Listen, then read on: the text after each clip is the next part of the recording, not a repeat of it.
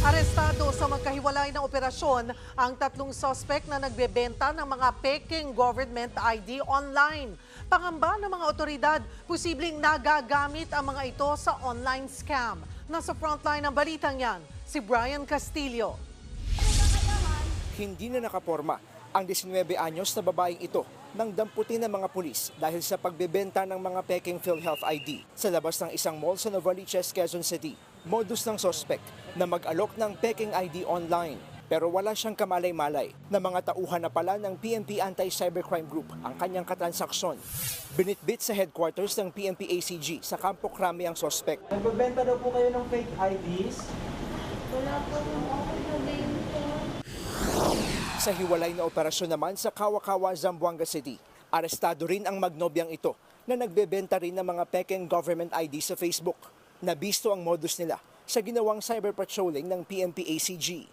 Ayon sa mga operatiba, naglalaro sa 180 hanggang 600 pesos ang sinisingil ng mga sospek sa peking ID. Meron po silang sariling mga gamit sa pagprenta nito. Sila din po yung nagta-type and nagpiprint.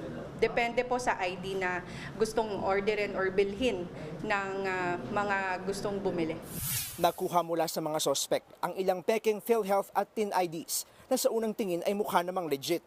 Pero ang lahat ng yan ay invalid o walang bisa kapag gagamitin na sa iba't ibang government transactions. May mga kababayan po tayong bumibili ng ganitong ID since po hindi na po sila kailangan magpumila doon sa mismong mga agency offices and also po mas mabilis po yung transaction pag sa online.